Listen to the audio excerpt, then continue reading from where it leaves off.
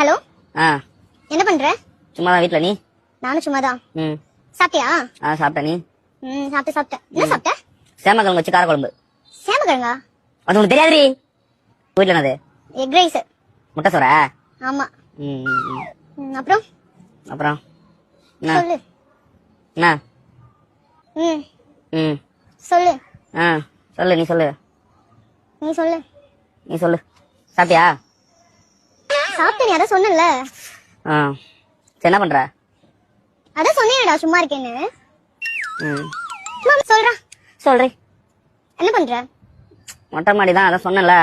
ஆமால. சரி, சாப்பிட்டியா? சேமக்கிழங்கு காரக்குழம்பு. ஆமால. சரி. அப்புறம் சொல்லு. என்ன? என்ன? வேற என்ன? சரி, நான் வைக்கிறேன்.